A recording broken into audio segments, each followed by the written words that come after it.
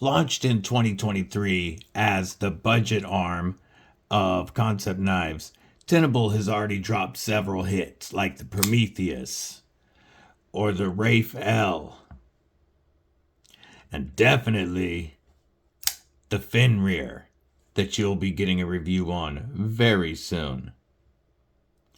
But in this box, as part of the TikTok 1500 subscriber giveaway, is the rare full-size crossbar lock knife and another budget banger from Tenable. You want to see what you can win, so stick around.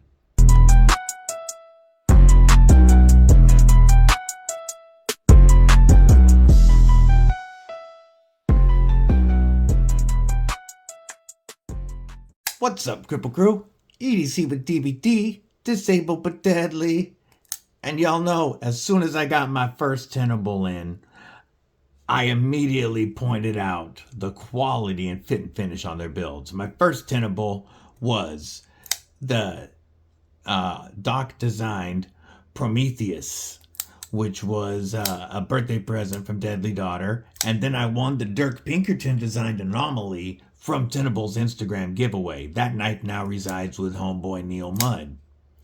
Tenable sent in the Rafe L for a giveaway that was won by Chris and donated to Gareth. And this knife, the Tenable model that I've wanted to review the most, the Fenrir, just showed up as a trade from Chris Warris to Gareth. So this is about to head to South Africa, but you guys will get a review on it. But when I reached out to Tenable and let them know that I had hit 1,500 subs on YouTube and was about to hit it on TikTok, they said they wanted to help with the giveaway, and they told me to pick a model. So you're about to see what you can win on the TikTok 1,500 subscriber giveaway, but before that, stab that like button like you mean it. /subscribe. I'd love to have you here. You're not going to want to miss all the dope knife and EDC content coming your way. You could bash that bell for notifications so you don't miss anything, like more of the 1,500 subscriber giveaway videos and our big 1,500 YouTube subscriber live stream. If you like what I do here at the channel, it only costs a couple of bucks a month to join Cripple Crew Inc., which gives you access to members-only content, members-only giveaways, members-only live streams, member early access to reviews, and soon a members-only Discord. A couple bucks to you helps the channel out immensely, but that's completely up to you. Last favor I'll ask is drop a comment below. Let me know what's in yo pockets. All right, so I am really digging this Fenrir, but not quite as much as the knife I'm about to show you. The knife that you're going to have a chance to win is the Tenable Kryo. And like I said, we are looking at a full-size crossbar lock knife.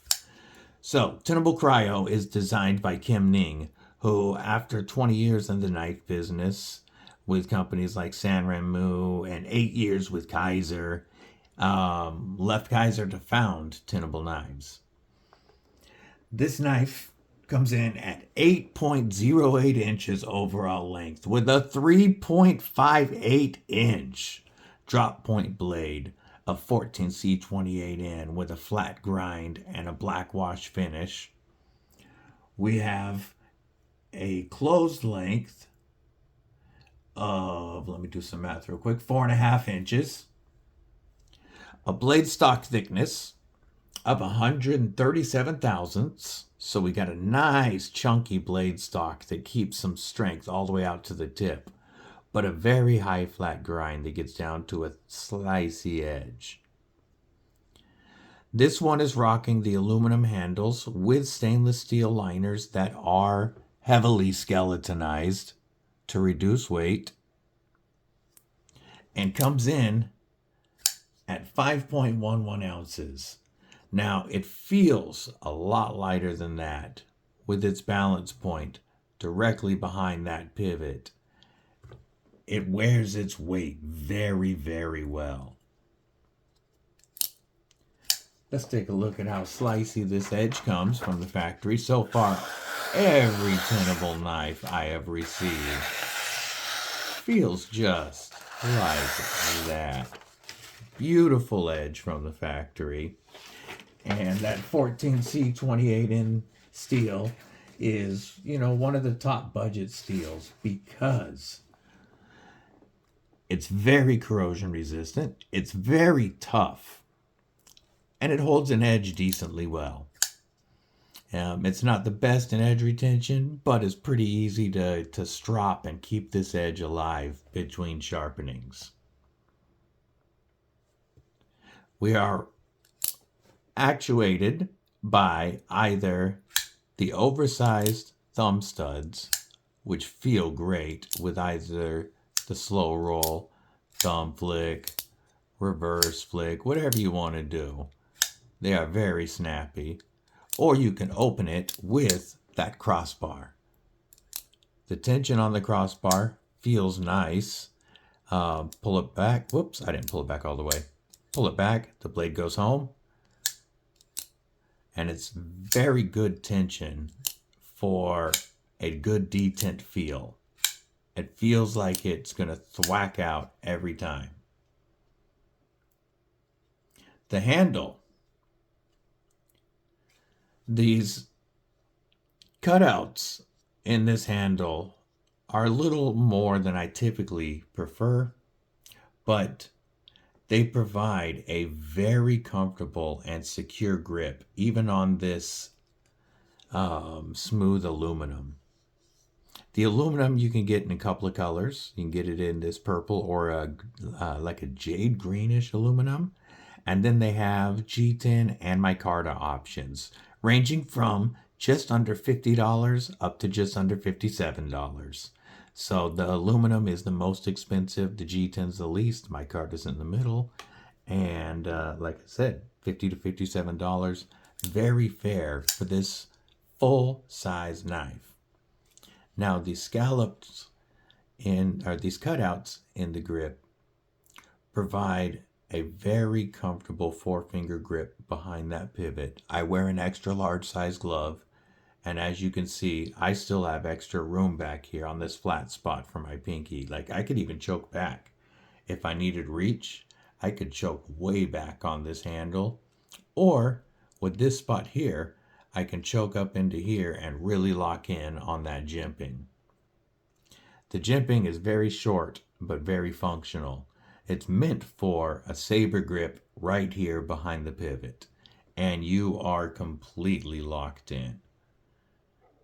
Obviously the G10 and micarta would be a little grippier, but in this position here, I feel like I could thrust with strength without worrying about slipping up onto that blade. The choke up here, like I said, the jimping, if it was a little longer, would be nice, but the heel of my thumb here still grabs that jimping and locks me in for controlled cuts with, you know, more strength in them. And this choke up here is nice for days when your hands are acting up. This handle is actually pretty comfortable to turn around and cut some straps. We've got enough belly here, or enough straight edge here before we hit that belly to use it for straps. In a beef jerky Avenger grip, I'm capped off on that butt there, and I have enough room between me and that blade that with this grip I don't feel like I'm going to slide on that aluminum even in beef jerky juice. And in a beef jerky Avenger, I feel even more locked in because of that pocket clip right up here in my hand.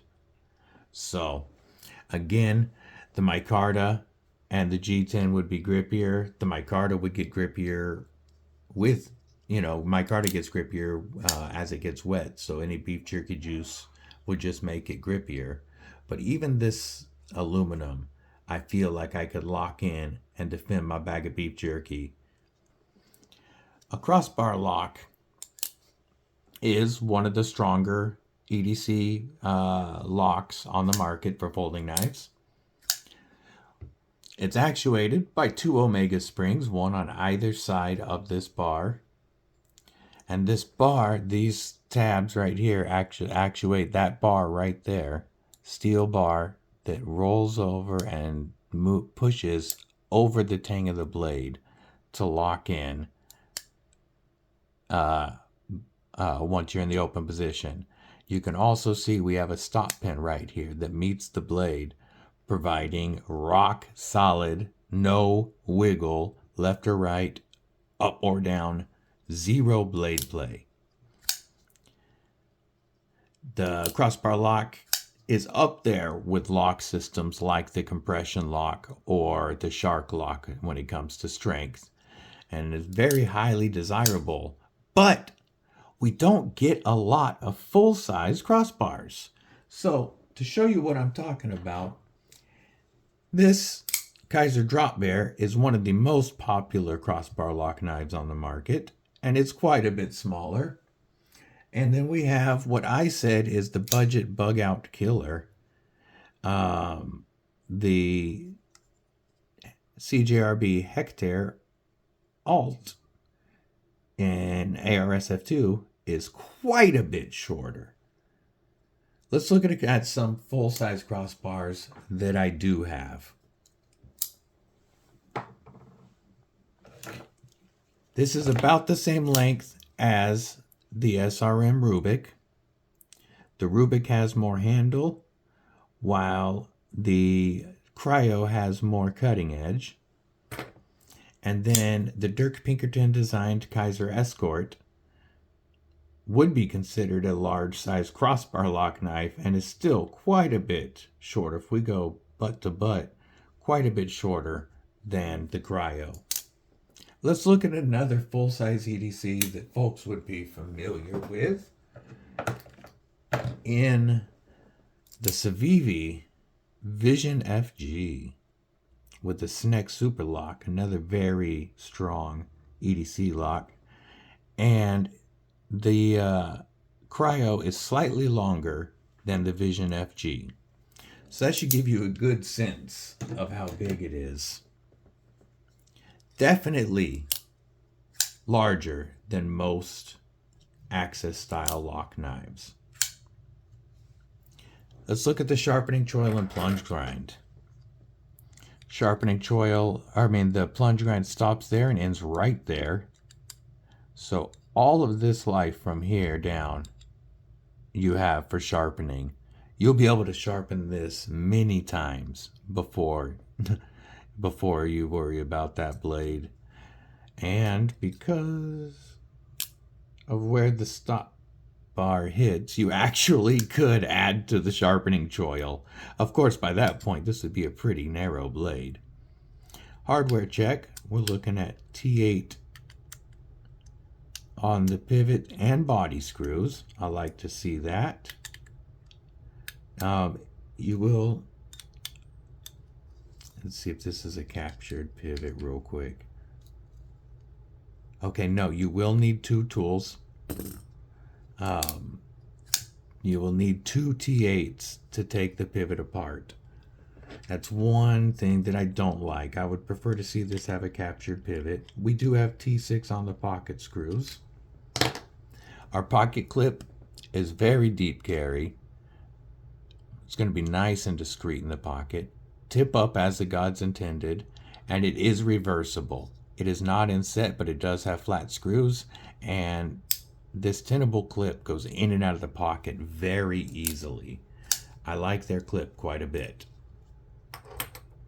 If I had a couple of negatives on this, I would like to see a captured pivot, and I would like to see this jimping extended. Now, neither of those affect the quality or functionality of this knife. So neither of those would stop me from purchasing this knife. We are perfectly centered. And you are getting Kansept quality at budget prices with the Tenable line. And this one is no different. Their dark, heavy Blackwash looks fantastic on every knife I have seen it on. But if you don't like that Blackwash finish, they do have a satin version with natural micarta. But I am a big fan of this deep, heavy Blackwash.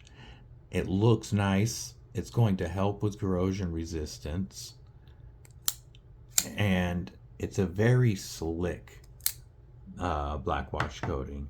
So it assists a little bit with that sliciness. Overall, this might be my favorite of the Tenable models I've experienced. The fin rear, man, it comes close. But this blade shape is going to be fantastic for EDC. We've got a drop point with the point of our tip, or the tip of our blade is in line with the center of our pivot. I'll move these back out of the way, which allows us to use the belly on this blade for cuts down on a flat surface, but it also allows us to get that tip down pretty easily for any precision draw style cuts, or getting that tip into creases of packages or something is pretty easy to do, especially in a pinch grip without raising my wrist too high. So you've got a nice flat to use for longer slicing. You've got that belly for being able to cut on a surface, skinning style cuts. And then you've got a very usable tip that is kept pretty strong all the way out to the tip. So like I said earlier, it's going to be good for puncturing. So we've got a great EDC blade shape, a great EDC lock, and a very comfortable handle on an 8+ inch knife. I really dig this. Oh, one other nitpick. I do like that they kept this crossbar so narrow, meaning the tabs don't stick out very far. You can see the tabs stick out further on the Hectare, stick out a lot more on the TRM with the Pitbull hair. I mean the SRM. And then still stand out more on the Dirk Pinkerton designed Escort, and we're almost the exact same width as the Escort. That gives you a good idea. But they did make the tabs on this pretty small. I mean, they're easy to actuate. Very easy. But they went with oversized thumb studs that are stepped and grab very well. They went oversized on the thumb studs and then with one of the smallest crossbar buttons I've used. I would have liked to seen that surface be a little bit wider. Just would have made it a little easier to open and close. And I'm really nitpicking here because, like I said, it feels great. I'm just nitpicking because there's no big issues. I guess I had to find a couple of little things. But overall, highly recommendable for under $60. I do plan to add one of these to my collection eventually, possibly the micarta, but this is one that I would not mind the aluminum just because I do feel locked in on it. But I want to know what you guys think. Are you a Tenable fan? Are you going to be entering that TikTok giveaway when I announce it? Don't forget, tonight, Thursday evening at 5 p.m. Pacific, 8 p.m. Eastern, will be the first Thursday night talks with myself and War Room EDC. That'll be a fun live stream. I hope you all tune in. Until then, stay safe, stay frosty, but most importantly, stay deadly.